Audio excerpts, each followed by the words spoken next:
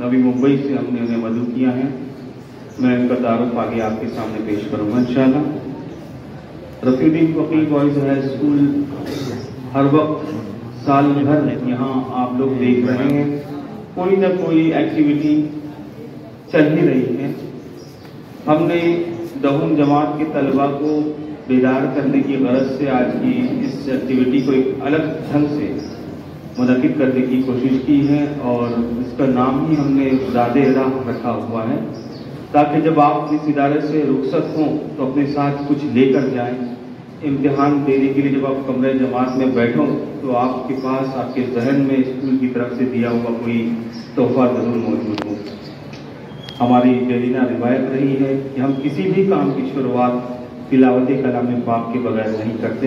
لہٰذا میں چاہتا ہوں کہ اس بابرکت بزم کا آغاز خداوند تعالیٰ کے ذکر کے ساتھ کیا جائے جس کے لیے میں دعوت سخن دے رہا ہوں ہمارے معلم دینیار مولانا ذاکر حسین کو کہ آپ تشریف لائیں اور تلاوت کلام پاک سے آج کی اس بزم کا بابرکت آغاز کریں. رحمۃ اللہ وبرکاتہ. أعوذ بالله من الشيطان الرجيم.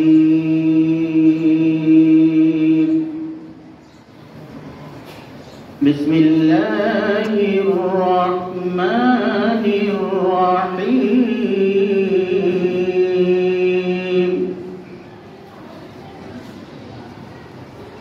والتين والزيتون وطور سينين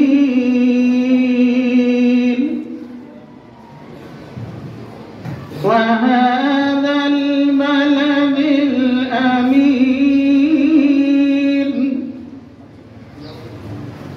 لقد خلقنا